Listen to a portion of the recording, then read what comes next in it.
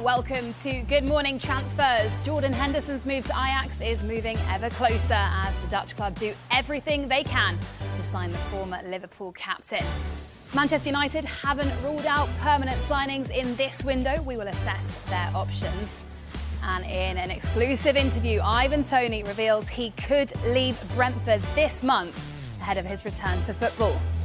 So here is what we have got to look forward to today. First up, we'll have the latest on Jordan Henderson's move. Then we'll hear from Toney on whether he could leave this month. At 9:30, we'll explore Chelsea's striker options. And then at 9:45, we'll have an update on Kalvin Phillips' future. A very good morning to Ellen Ellard, Flex and Dan Bardell. Lots to get through this hour, but we start with Jordan Henderson. We've just received some fresh information. He will arrive today into Amsterdam Airport by private jet. At this stage, we understand it will be in the very early afternoon. He'll then be taken to his medical, which is expected to take place at the Amsterdam University Medical Centre ahead of signing a 2.5-year contract. But he will not be able to play this weekend, as they are still waiting on securing him a work permit to play in Europe. So, Ellen, less than 6 months after moving to Saudi Arabia, does this move make sense? I think it's clear he hasn't settled. I think there's a mixed picture out there. Some are very, very happy. Some have really settled in the Saudi Pro League and some haven't. I think when you're trying to push the league like they have, they probably expected a little bit of collateral damage, some not to settle, and Jordan Henderson is one of those. I think things could have gone sour. I wasn't exactly expecting it to end like this, for it to go through so quickly, but Artifak have fast-tracked the move to try and get him out this window, and obviously it gives them an opportunity to bring someone in as well.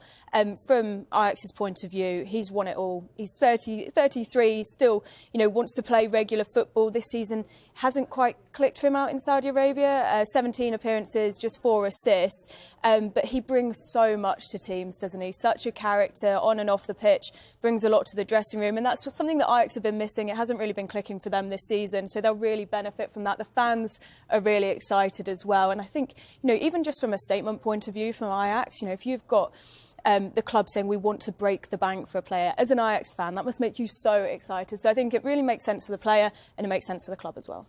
Dan, why Ajax? Are you surprised he's not coming back to the Premier League? Because surely there are quite a few Premier League clubs that would love Jordan Henderson right now.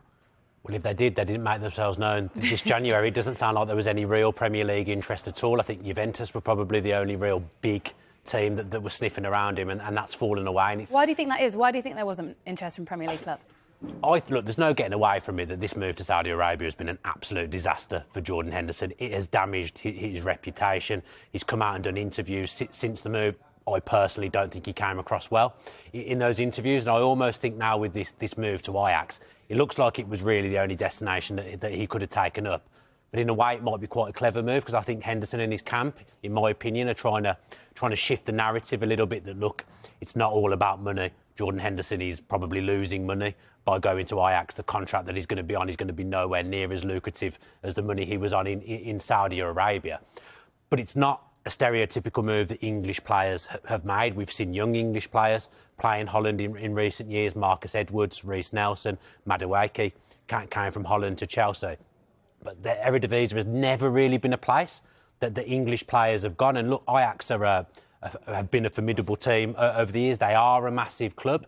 But I can't sit here and say that, this is Jordan Henderson's dream move, because going to play in Holland, I don't think it is. Flex is going to talk a little bit more around what he's walking into at Ajax, but this is a team that's had a really difficult season, that they've steadied the ship a little bit and got themselves up to 5th. But only last month they were knocked out the cup by a 4th-tier side, a semi-professional side. So things haven't been good for Ajax. I think the Ajax fans are looking forward to getting someone of Henderson's calibre in. It's probably a better move for Ajax than it is for Henderson at this stage of his career. But as I said at the start, I don't think the last 6 months could have probably gone any worse for Jordan Henderson. Now, Flex, what is he walking into at Ajax? How are they doing this season? Yeah, well, like Dan just touched on there, they're a team in huge transition. actually they've been struggling since Erik ten Hag left, and they sold some key players during that time. And to now, like Dan said, they just got themselves into sort of 5th, but they were, way down there in the Eredivisie, really, really struggling. Fans not happy at all, and now they were a long way off for the Ajax philosophy, the way that they want to play football. A lot of things that have been instilled with Erik ten Hag and the success that he had, and managers before that. And, we always talk about that famous Ajax team that went on that Champions League run that made Erik ten Hag and a load of those players so famous and so well sought after. They are a million miles away from that at this precise moment, but they are getting better. But I think, currently 5th in Eredivisie, starting to stabilise. And like you said, it's a better move for Ajax than it is for Jordan Henderson. Yeah, do you think they see Jordan Henderson as a player that can turn their season around, essentially? I think there'll be a little bit of caution in terms of putting too much onto him to say he'll fix everything. But definitely, in terms of the levels that he's hit not too long ago at Liverpool, I know last season wasn't quite it, but in the seasons before that, you're looking at high intensity, high work rate, high press, a leader. He's won it all.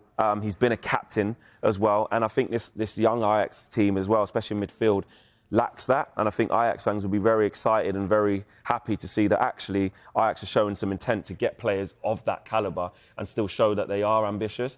I think us looking from it as a neutral perspective from the Jordan Henderson situation, like you said, are looking at maybe the damage done on his part, how it looks, the Euros, does he still get into the squad, what does that look like, which I'm sure we'll talk about. But from a purely Ajax perspective, I think they'll be very excited to actually have Jordan Henderson there. Ajax lost 4 big players in the summer, didn't they? They lost Kalvin Phillips, Timber, Alvarez, I've forgotten the 4th one now, Kudus to West Ham as well. So 4 big players have cut. Before that, they lost Anthony, they lost Martinez. Yeah, they've all come to the Premier League, haven't they? Which shows the pull of the Premier League. We don't normally see it this way around. Jordan Henderson was in the Premier League a year ago, and he's gone the other way now. So Ajax are very much in transition at the moment. I think they're 23 points off PSV, or PSV are 23 points clear at the moment. They've got them in a few weeks. Ajax are miles off where they want to be at the moment. So it's 100% a better move for Ajax than it is for Henderson. Yeah, Flex mentioned the Euros. Obviously, he'll want to be on that plane to Germany this summer. Ellen, do you think this move does have a positive impact on his involvement? I think so. I think he'll be on the plane regardless.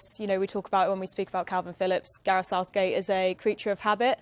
I think Henderson would be on the plane regardless. I think this could have a real swing in whether he starts. I think that, and maybe the situation with Phillips as well, that this could be the move that defines whether he starts or not. Obviously, we'll see when he plays. We'll see what kind of shape he's in as he's come back from Saudi Arabia. But I think he'd have made the squad regardless, but it does him no harm, does it really? OK, right, we'll leave Jordan Henderson's situation there for now. Let's get to Manchester United, who are keeping their eyes open for potential opportunities and have not ruled out a permanent deal should a long-term target become available at the right price. However, the likelihood is they will explore the loan market if they go into the market at all. Dan, what areas do you think they need to target?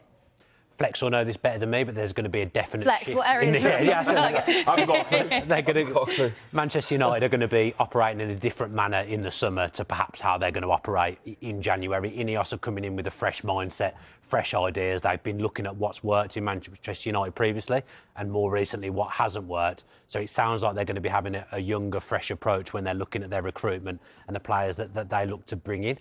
Obviously, Sancho's gone. We know that Manchester United are still paying a pretty high portion of his wages, but regardless, that does free up a wage. It's well documented that if they could do anything, it would probably be in the forward positions to take the pressure off Højlund a little bit. I'm not convinced that player is out there. I think in an ideal world, Anthony Martial would leave and they'd be able to put a bit more into getting a striker in. We've seen them bring in short-term solutions up front before. Maybe towards the end of the window, that's something we'll see Manchester United do again. I wouldn't expect to see a load of stuff from Manchester United in this window, but as always, if the funds can be there and an opportunity arises, something that they couldn't say no to, you might see them move. But at the moment, I only envisage a short-term signing, which won't be the mentality that they go towards in the summer. Would you agree with that, Flex, and will fans be happy with that?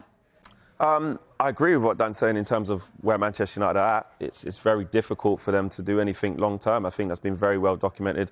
And I think Manchester United fans are aware of that. So I think coming into this January transfer window, I don't think there were many Manchester United fans expecting the world, expecting a huge transfer. It's just not where Manchester United are in terms of FFP, in terms of the profit and sustainability situation that's going on in the Premier League right now. Manchester United are extremely cautious about overstepping that mark, having a minor breach only last year. It's a similar situation to last year, where Manchester United had to bring in Wout Weghorst on a short-term loan deal to the end of the season, as too they did with Marcel Sabitzer as well. So it's a common theme for United fans, and actually we know that Manchester United don't tend to look at the January transfer window and say that's where we want to do our business. It's always the summer, so no surprises there. Yeah, and it is understood that United are looking at a number of players primarily ahead of the summer. They're thought to include Barcelona defender Ronald Araujo, among others. Ellen, are there any other players on their radar? You've got a list here. Yeah, I've got a list. I'm going to go through my list. They need defenders. Varane into the last 6 months of his contract. You mentioned Araujo there. Bayern's Matthijs de Ligt is reportedly one of the players that they're looking at as well. Sky Germany have said that he's a very popular member of this Bayern squad, but he's not satisfied with not being a regular starter. He's playing at the minute, but could drop further down when players come back from injury, and that back line is sort of shuffled around. Obviously, we've seen Dyer go over to Bayern. They're also looking at Jean-Claire Todibo, currently at Nice.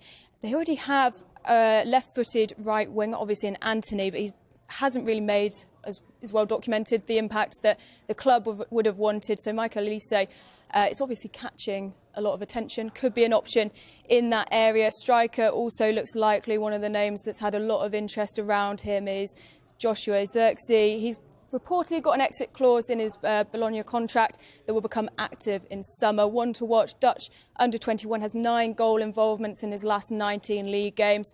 They've let a lot of young players go on loan. Obviously, we mentioned that, sort of having a sort around with the wage structure, trimming the squad back, reducing the wage structure, but also adding in buyback clauses, sell-on clauses, so they can really maximise the returns that they'll get on these players. It is preparation for summer. Obviously, I think we'll see a big shuffle when it comes to summer. It's quite hard to predict because obviously Ineos still waiting to be ratified, and who knows what they'll do when they get their feet firmly under the table. Flex, happy with that summer shopping list then? Well, if it happens, yeah. But whether it does or not is a different situation. OK, right, it is time for a quick break, but still to come, we'll bring you our exclusive interview with Ivan Toney, who does not rule out a move away from Brentford this month.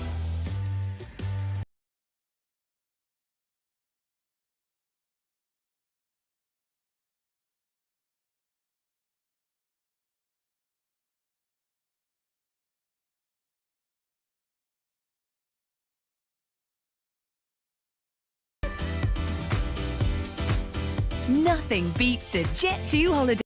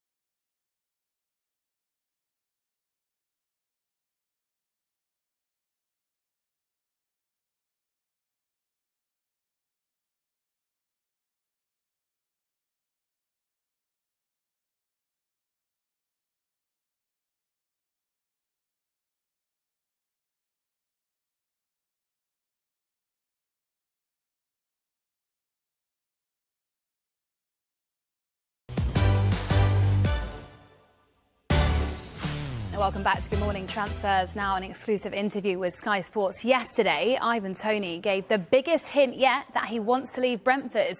He told us he has ambitions of playing for a top club, fighting for titles, and even suggested that a move could come during this transfer window.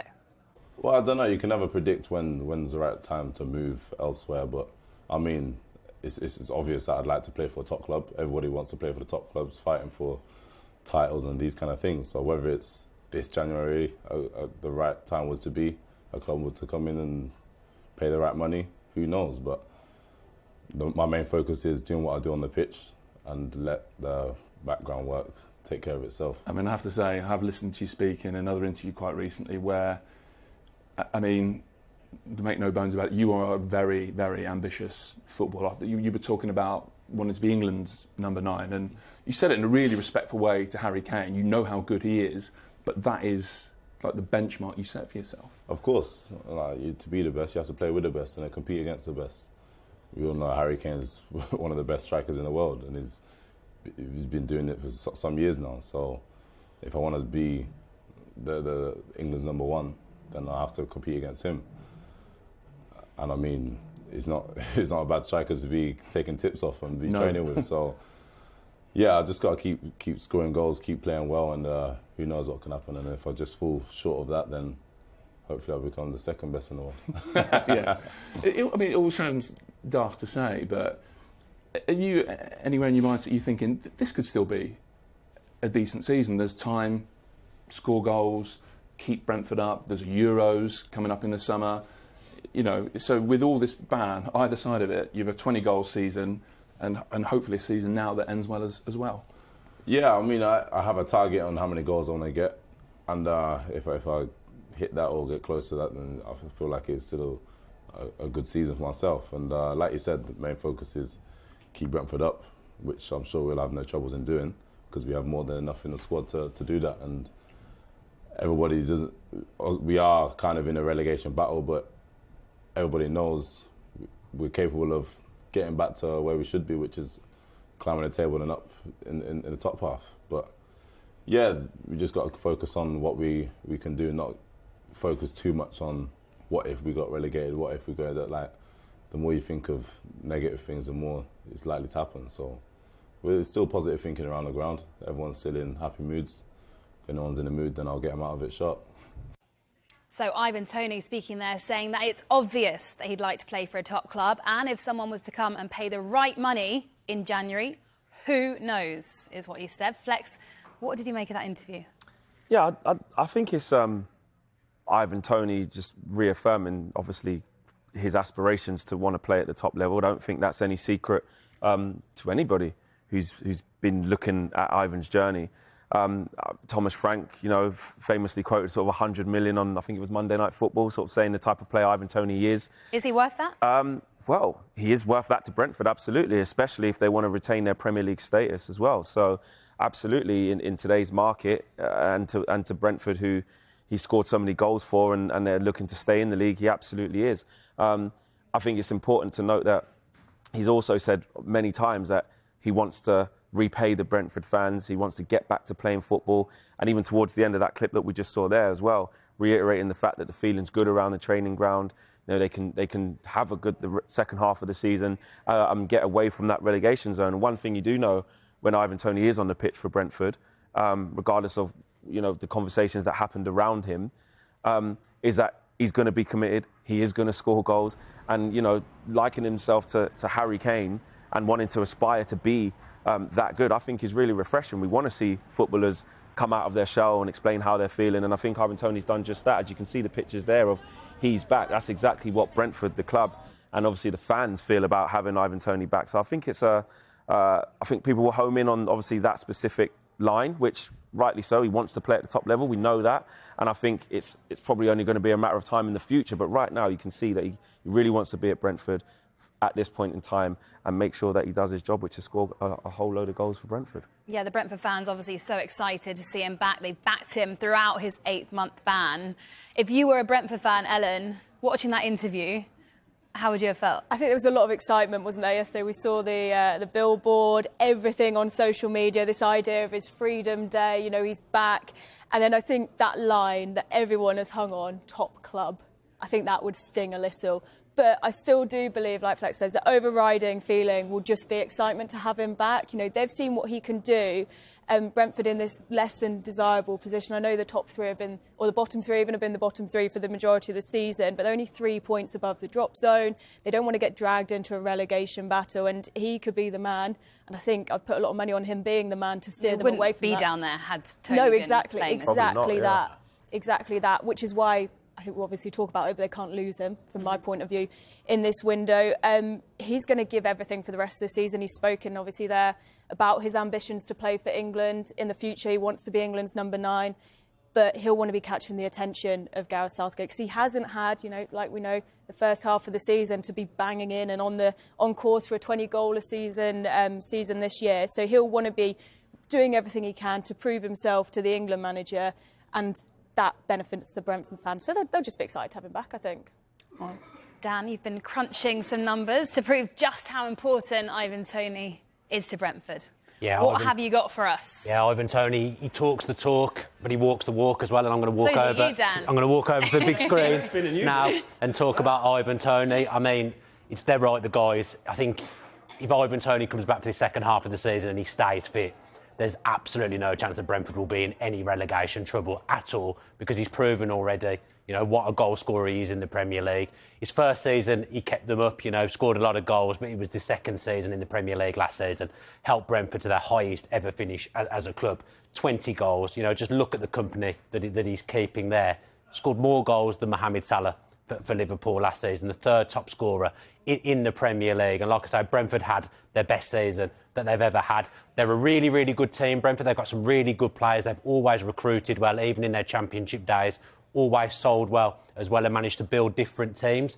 But it's been clear this season when Toney's been missing, they've missed that 20-goal-a-season striker hasn't been there. Yes, they've had injuries, but with Ivan Toney there, I think they'd be a lot higher in the league. His record last season, 33 games, 20 goals, 4 assists. And yes, he's only got 4 assists. But actually, if you look at what he does game to game, he does create a lot of chances. He brings players into the game as well. And I think that's what impresses me most about Ivan Toney. And he talks about Harry Kane in that interview there. I'm going to show how unbiased I am here in that, you know, Ollie Watkins is the second striker to Harry Kane at the moment in the England squad. For me, I think that man should be Ivan Toney, because I think he does all the things that Harry Kane does. Not quite to the level that Harry Kane does, but I don't think he's too far off. And I think since he's become a Premier League player, the way he's kind of changed his game to become that all-round centre-forward that does link the play. He's a great passer. I think we even saw him scoring free kicks last season as well. I think he's the complete number 9. And I actually think for Brentford now, the fact that he is refreshed at a time when we're seeing a lot of Premier League players lost due to injury, a lot of players, you know, going down long term, the fact that they're going to have a fresh Ivan Toney coming into their side for the second half of the season, I'd back him to get double figures, guys. I think he'll get double figures. I think he'll hit at least 10 goals in the Premier League this season. He says he has his target, doesn't he? Yeah, already? I mean, his target's probably higher than that. Yeah. He's a confident boy, and some people will say that it comes across as arrogance.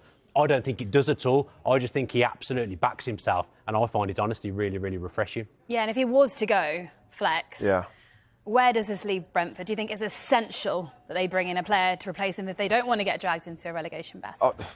It's unthinkable for him to go in January from a Brentford perspective. It's not worth it, is it? Because that 100 million, that's nothing if they go down. Exactly. And how quickly would they be able to reinvest that 100 million with the correct planning and find the right player to replace Ivan Toney with not too long left in the window? That just cannot happen for Brentford right now. I think Thomas Frank knows exactly that can't happen. Brentford are aware that can't happen. And obviously, I think Brentford fans also know that can't happen, especially with big injuries that they've had themselves. Thomas Frank said it in the press conference that, you know, we speak about a lot of the bigger clubs who have had a lot of injuries. But if you're looking at Brentford, they've had an awful lot of injuries as well. So leave them with a huge hole to fill. Yeah, one player they have brought in this window is Tottenham defender Sergio Reguilon. He's joined Brentford on loan until the end of the season. OK, we have some breaking news for you now, and it comes from the Championship. Leicester have agreed a deal in principle with Inter Milan to sign midfielder Stefano Sensi, but the club cannot proceed any further with this signing until they sell a player to make room in their squad. Sensi has been a player that Enzo Maresca has been keen to bring into his squad this month, so still some way to go. If Leicester are to get this over the line, we will keep you updated here on Sky Sports News. It is time now for another break, but on the way, will Chelsea sell Armando Broja this month and bring in a replacement? We'll discuss that story in a few minutes. Stay with us.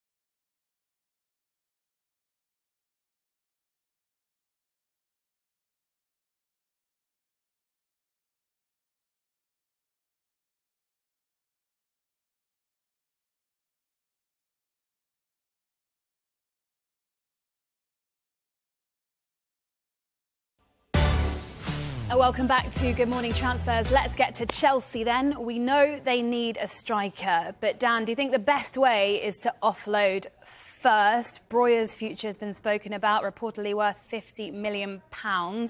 How likely do you think this move is, and is it the best option for Chelsea to get rid of Broja and bring one in?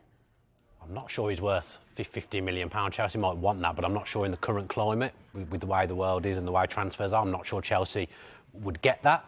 He's in the team at the moment. You know, Chelsea are light up front, but you know that Pochettino wants to kind of bring in his own striker. You can gather that by the words that he uses and when he's asked the questions about transfers. I think from a Chelsea perspective, selling him would make more sense than losing Gallagher or Colwill. I think the added bonus with Broja is that, you know, he does count as homegrown as well, but he's probably one they can afford to get rid of more so than Gallagher or Colwill at the moment. You know, Gallagher's constantly linked with Spurs, Colwill and Liverpool. There's links there as well. But Chelsea Pochettino won't want to really lose either of those. But I don't think they'd let Broja go without having someone lined up to come in. I've seen teams linked in the Premier League with him, but I just can't see where there's a place in the world at the moment where one of those teams coughs up 50 million for a player that, let's face it, isn't really proven at Premier League level. Had a decent loan spell at Southampton, has suffered with injuries recently.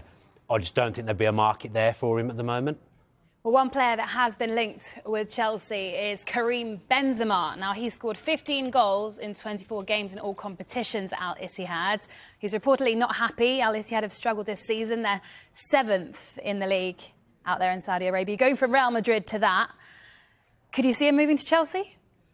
It's an interesting one. It is a really interesting one. Exactly what you say, Alex. 5 times Champions League winner, 2022 Ballon d'Or winner, 2022 top scorer in the Champions League, and is now in that position where, he's 7th in the Saudi Pro League. He's the captain. 9 goals, 5 assists in 15 appearances. So, he's still knocking the goals in. He's still got it. He's still got it. It would be, however, a short-term fix. I think that could benefit Chelsea. I think they do need a short-term fix. We talk about Manchester United. Short-term fix wouldn't benefit them. I think it would Chelsea. They need goals. We've spoken just there about the unavailability of strikers in this window. So if this opens up, it could be a good get for Chelsea. Another Chelsea player whose future is in doubt is Trevor Chalobah. Now, we think Fulham want him. 6-month loan with an option to buy. He's been out since August with a hamstring injury, but he is nearing a return. Flex, could you see him going to Fulham? I think that would be a good move. For both? Yeah, I do, because Trevor Chalobah, came into the front over the last couple of seasons and has done actually quite well in a Chelsea shirt. I think with injuries as well and the instability around Chelsea and different managers coming in with different ideas, I think that's really hindered him. But you can see there that the games he's played 25 in the 23 season, and before that he's obviously playing 20 games as well. 31 tackles, 40 tackles in respectively in the different seasons as well. Interceptions, 24 and 19. So they're pretty similar with where he's at. His tackle success rate as well is pretty similar on both seasons. So he's showing some consistencies there. Slightly more clean sheets in the earlier season. But I think he proved he can play at a good level. He's proved he can play in the Premier League. And I just think it's unfortunate for him, obviously having an injury as well with Pochettino coming in. And you look at the talent and the options that Chelsea have at centre-half as well. Fofana's been out with long-term injury. Badia Shield's been out with long-term injury. Obviously, the immovable Thiago Silva, he's been a rock since he's come in. Axel Disasi's playing a lot of games. Levi Colwell's in at left-back at the minute. But when, Ben Chilwell comes back to the forefront, they've got Cucurella, so a natural progression would be for Colwell to go back into central, into that centre-back position. So chance is really limited for him. So I think Fulham could present a really good opportunity, especially to the end of the season, obviously just down the road as well, not far, for him to get some minutes and get some game time and see where he's at in the summer. Another Chelsea player that has been spoken about quite a lot, more at the beginning of this window, it was Conor Gallagher.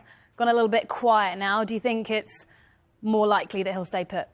Yeah, I think he's got to. We've been saying all window that this wouldn't speak well of Chelsea and wouldn't speak well for Pochettino if he ended up going, because it's clear that Pochettino really, really rates him, picks him every week. He's been captain more often than not. And I just think at a time where there's been a lot of upheaval, players coming in, players going from Chelsea, Conor Gallagher offers that kind of stability in there at the moment in their midfield. The other players around him are still settling in and finding their feet in the Premier League and finding their feet more so at Chelsea. I just think Gallagher is actually indispensable at the moment. It'd be nice for him if he could add some goals to his game, because I think his performances have actually been to a really high standard. And I think if he carries on the way he is, I think he's a certainty to be going into the Euros in Gareth Southgate's squad. So Conor Gallagher's onto a good thing at the moment with Chelsea for the first time in his career. He feels quite settled. I think it would be a shame for him now if he was forced out of Chelsea, because I don't think he'll want to go, and I don't think Pochettino will want him to go either. I think the manager's made it really clear that he wants him to stay. And then you look at, obviously, the 2 names we just mentioned in Chalobah and Broja. They are 2 other players that represent pure profit when it comes to PNS. And I think it just makes it makes more sense to sell them than it does Gallagher, who, when you look at his stats, they're incredible. Tops the most assist stats, I think, for the club. Everything he's done, passes through into the final third. he is, like you say, the centre point of the team, and he's holding everyone together. And I just think the other two, when they've struggled with injuries, been in and out of the squad, haven't got the momentum that he has. I think those are the two that, if you're looking at it from a profit and sustainability point of view, they're the two that you sell. Right, it's time now to get through 5 teams in 5 minutes. We picked 5 teams, and they could be 5 teams from any league in the whole world. We have gone for these 5. We're going to start with Aston Villa. Yeah, I'll take this. Jump in. He did that to you earlier. I've shocked the world by choosing Villa as the first team that I'm going to speak about. And to be fair, it might take me 5 minutes to pronounce this guy's Stop name. clock is on. Hurry up. Nedeljkovic is going to join the club. He's played in the Champions League for Red Star. Villa have been looking for a right back for a while. He's only 18, so Villa looking to build for the future. Sounds like he's going to go back to that club on loan if he does sign for Villa and kind of ply his trade there for the rest of the season. Has gained experience in the Champions League this season, playing against some big teams. So Villa long term have been looking for another right back. I know they've been scouring La Liga in the past, looking for one for the future and haven't found one. So it looks like Nedeljkovic is the one that they've came up with, and he's going to join, but then depart straight away and become the 3rd Serbian player to play for Aston Villa after Savo Milosevic and Sasa Srčić. OK, that was just over 1 minute. Sorry, apologies. Newcastle. Yes, it's quite complex for Newcastle because, all the talk about maybe getting in a Kalvin Phillips, how can they boost the squad, has turned into actually frustration and a little bit of worry, considering what the CEO of Newcastle was saying about the need to basically balance the books and the needs to operate within FFP, considering they do have a large budget, they do have huge investment. Obviously, we know from Saudi Arabia with the new owners, but they're not able to spend any of it. And I think it's turned to actually making sure that nobody comes in and nicks one of their big players for big money. I do know that obviously they've got players coming back. So Eddie Howe has spoken about the need to sort of get those players back and to get a little bit of continuity, but actually looking to keep hold of the big names like Alexander Isak or Bruno Guimaraes will be high on Newcastle's list. And if they can do something as a low-cost loan, it doesn't look like it's going to be Kalvin Phillips because it's not financially viable. I think they'll do that. But, yeah, difficult times at Newcastle for January. That was exactly a minute. There you well go. done, Flex. OK, to the Championship, to Ipswich Town. Yeah, Ipswich Town, 2nd in the Championship, just 3 points, though, above Southampton, whose poor start to the season looks a thing of the past. They're now breathing down the neck of Ipswich. They could look for a striker. They've been left short of options. George Hurst has sustained a long-term hamstring injury. Dane Scarlett's been recalled to Spurs. Kiefer Moore is a name that I've seen sort of flying around. Sunderland and Cardiff City also made offers. So Ipswich will have a bit of a battle on their hands if they choose to go in for him. Only 7 sub-appearances in the Premier League this season, but we all know what Kiefer Moore can do at international level and at club level as well, obviously playing for Bournemouth at the minute. He did score in the FA Cup 3rd round against QPR, so he's still got his scoring boots on, and Millwall did go in with a late offer over summer. So, we've seen his name sort of been put into the mix with loan moves, and I think it would be a really good move for Ipswich to go in for. OK, to Germany and Bayer Leverkusen. Yeah, don't worry, I won't need a minute for this one because I've tried to be clever this morning and there's absolutely nothing happening at Leverkusen. I think for them at the moment, they're going so well in the Bundesliga, unbeaten, got a chance of actually becoming an invincible team and going the entire season without losing a game. I think for them it would be more about holding on to players rather than buying. They've lost Boniface, who's having a sensational season. They've lost him till April, so perhaps if they were to do anything, it would be to look at the striker market. But they recruited so well in the summer. There's some players there that will leave at some point and will probably ply their trade in the Premier League at the likes of Frimpong, Tapsoba and Wirtz. But at the moment, Leverkusen, where they are in the league, they'll be able to hold on to everyone. So not too much activity. A bad pick from me. OK, finally then to the WSL. West Ham, 2nd from bottom. What do they need to do? Well, this was another example potentially of me trying to be clever and it coming back to bite me because they did make they teased an announcement last night. Nothing really come of it yet. Admin went to sleep. Probably also forgotten the password for the Twitter as well because nothing has happened since then. Like you say, sat in 11th, level on points with last place Bristol City, ahead of the return of the WSL at the weekend. But they've been busy this window. Busy long before the window opened. Rhiannon Skinner holding talks with Katina Gori at the World Cup over summer, which then saw the Australian midfielder move from Sweden to the WSL. Also signed Christy Mewers from Gotham, the USA international. She didn't make an appearance in West Ham's FA Cup defeat to Chelsea at the weekend, but she's a signing that fans are very, very excited about. Also signed Canadian defender Shalona Zadorsky on loan from Tottenham for the rest of the season. She was part of the Canadian team that won the Olympics 2 years ago, links up once again with her former boss, and we're still waiting on who this mystery fourth signing might be. Right, all 5 teams complete with, I think, 5 seconds, 10 seconds to spare. Right, meanwhile, in the Championship, and one of the surprise moves in January so far, Fabio Carvalho's loan to Hull from Liverpool. Liam Rosenior knew from the moment that he met the winger that he would join the club. Fabio was so important to our plans. I drove down to London from Hull to meet him, and literally from the first moment we met in person, I knew he was going to sign for us, because there was a connection between us, and I think you need that between a player and a coach. And I think Fabio, the way that he trains, the way he conducts himself, his humility, even in the last probably, what have we been in together, 10 days we've been together, he does things that I love. We get off the team coach, he wants to tidy up the team coach. He's in the dressing room yesterday, he's not a part of the squad because he couldn't be registered. He travelled with the team. The team are going out to warm up, he's putting people's flip-flops back in their place. He sums up the culture of what I want. It's not just about ability on the pitch, it's about your human quality. You know, and that's massive for me. And Fabio's going to be huge for us. I'm so excited just to have him in our team for the rest of the season, because I think our style of play fits, our culture and our value fit. And if that happens with an outstanding player, then you should get outstanding performances as well. And getting in Fabio Carvalho, obviously huge for Hull. Ellen, just how big an impact do you think he'll have? Well, he's already having. Yeah, he's already having an impact. The first game, you know, he signed and then went straight into the starting 11 for the match against Norwich. Obviously couldn't play in the FA Cup because it was a replay and he wasn't in the squad for the first round, or the first game of it. So, but he ran the show. He really shone in the game against Norwich. Came on, looks like a brilliant signing. Great ball carrier, great distribution.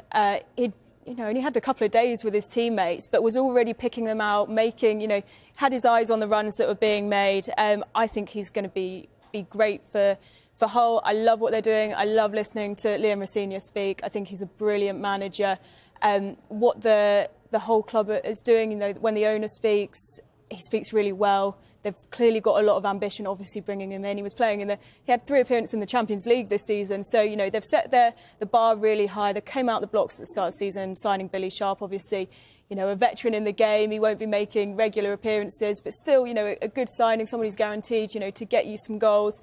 They have suffered injuries to Manchester City loanee Liam Delap. He had 7 goals, 2 assists. And then Jadon Philogene, who's been an incredible signing for them, and I think completely one to watch.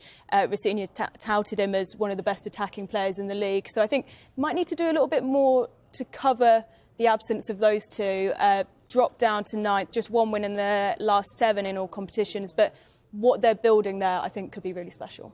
OK, time for another quick break. But coming up, we'll hear from Celtic's new signing. We'll also have news on the future of Kalvin Phillips.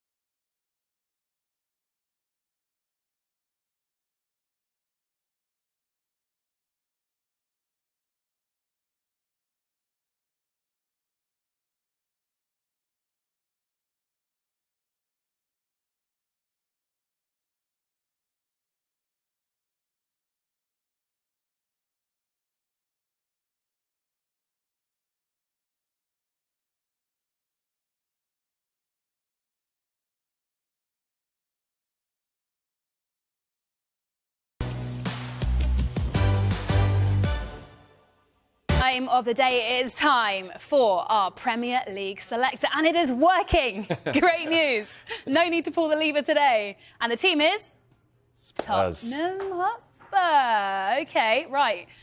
So one player we can talk about, Pierre-Emile Højbjerg, obviously needed now with Papsar and Basuma away at AFCON. But in a month's time, be back on the bench. Dan, do you think you could see him leaving the club this window? I don't think he'll leave in January. I think quite handily for us to talk about Spurs because they've probably been the team we've actually spoken about most this window. This window's Chelsea so far. I think he probably doesn't fit in with what Postecoglou wants long term, but there's kind of a need for him right now. And he's still at a good age. He's a very, very professional player. I think he himself probably knows that long term he doesn't have a future at Spurs. It's been clear when everyone's been available. He's sat on the bench. He's come on to see games out. He's come on to try and change games and swing games in Spurs' favour. But he's remained professional throughout. Again, I think it speaks well of Postecoglou that Højbjerg will probably know he doesn't have a future, but when he's on the pitch, he's still prepared to play for the manager and do what the manager wants. So he'll be playing for the foreseeable because Tottenham have got absentees, but I'd expect him to be one that moves in the summer rather than January. But if he did move, that would probably enable Spurs to get in a midfielder that does fit what Postecoglou wants. But if he doesn't, I wouldn't expect Spurs to bring a midfielder in. Another Tottenham player we can talk about is Japhet Tanganga. He is expected at Millwall today, ahead of completing a 6-month loan deal until the end of the season. Flex, was this a surprise for you yesterday? A little bit in terms of where Tanganga was in his Spurs career over the last year, sort of 18 months. Coming into the side, getting regular game time. I think the early signs were quite promising, and I think, look where they've gone in the fullback era. In terms of Pedro Porro, look what he's been doing. He's been absolutely fantastic, and look at the emergence of Udogie. He's been absolutely brilliant. He's had a nightmare spell at Augsburg where he hasn't made an appearance between an injury and a new manager coming into Augsburg. Didn't get a chance to play, so that didn't really work out. So it's about, again, another young player who's had a taste of it, similar to like what Trevor Chalobah experienced. Not exactly the same, but in terms of getting a taste at the top level and wanting to reignite the career after it's stagnating. I think it provides a good move for him. So Millwall would definitely be happy to get someone of his quality in there, and hopefully he can put his injuries behind him and get playing. Stock's really fallen, hasn't it? Because there was that transfer documentary, wasn't there? And Tanganga was a big part of that on Sky documentaries. And when Jose was there. I think it might have even been after that perhaps as well, where he was linked with a lot of big Italian teams, wasn't he? But he's never got that permanent move. He's found himself staying at Tottenham, and his career's almost stalled and stagnated because Jose really liked him and wanted to pick him, didn't he? So, to be now going down to the EFL and play for Millwall to try and rebuild himself, it just shows you how quickly things can change. But he's just got to play, exactly. Get his head focused, get down, get playing, get to the summer and reevaluate from there. OK, well, to the Scottish Premiership now, and Celtic's new signing, Nicholas Kuhn, says he wants to show what he can do after signing from Rapid Vienna on a 5.5-year deal. At Ajax, I did very good in the youth. When I first arrived, we won the second league with the second team. I trained the whole time with the first team. In youth league, I was top scorer at that time. And I think I had the chance to play, or I deserved it. But then we made the move to Bayern. Then there were some private problems, so I made maybe a step back for the people who are just looking on where am I playing. But for me it was a good step, so I could put 2 steps forward now. How much do you feel you've improved since those days? Yeah, a lot. I think now I've played regularly. I stay fit, and that's the most important. Then I can show what I'm able to do. OK, right, we just have time to talk about Kalvin Phillips, his future in doubt. He's been linked with West Ham, Newcastle, Crystal Palace, Everton, Juventus, and some newspapers are even saying Barcelona and Atletico Madrid as well. Dan, out of those clubs I've just mentioned, who needs him the most? Probably Newcastle, I would say. Yeah, I don't think they'll get him because it looks like it's going to be beyond their means in this window. But I would say that for me is the most logical fit of any transfer move that could happen. Not Palace? Palace would like it, but I just think if you're looking at one that suits all parties, no disrespect to Crystal Palace, but for Phillips, I feel like it'd be big drop down. You know, he got that big move from Leeds to Manchester City. It feels like a bit too far down to drop down the league for me, for a player of that quality. I think Newcastle would be the most logical move. There's a space there for him. They would want him. He'd probably want to go there because they're a massive team, Newcastle. But there just isn't a way of doing it at the moment. See, I actually think for this stage where Kalvin Phillips is at, I'd actually probably say Crystal Palace at this moment in time. I mean, Roy Hodgson was not shy of putting Palace's name into the hat, saying he'll get regular game time here. Would he want to go there? I actually think with the time he's had at Man City and how inactive he's been, and he really has not played any football, I personally think that the top of his list would just be playing 90 minutes, game in, game out. And actually, I think at Newcastle, with the easing of the fixture schedule that they now have, players coming back from injury. Yes, Joe Linton's got a long-term injury, and I know Tonali's out for a long time. I'm not. I think he'll just absolute guarantee to play at Palace, and I just think he might take that option until the summer. Knows he's going to get into the Euro squad regardless, especially if he's going to play anyway. And maybe that might be the better option. But of course, I do see the reasons why you're saying Newcastle as well. But I just think Palace is just an out-and-out definite going to play every 90 minutes. I think if you're saying Newcastle, you have to add West Ham into the mix as well when you look at ambitions of European football for both clubs. I think that works for player and club as well. But City have steep financial demands when it comes to a £5 million loan fee and lots of wages as well. They want most of his wages paying, so it's going to be a tough one. OK, right, thanks, guys. That is all we have time for now. But Good Morning Transfers is back at the same time tomorrow morning at 9 a.m. We've got plenty more to come today from the team as well. Transfer Talk is here at midday.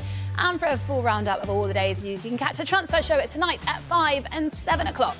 And the Football Show is next. Reaction to last night's FA Cup replays and, of course, all the build-up to the action in the Premier League this weekend. So make sure you stay tuned.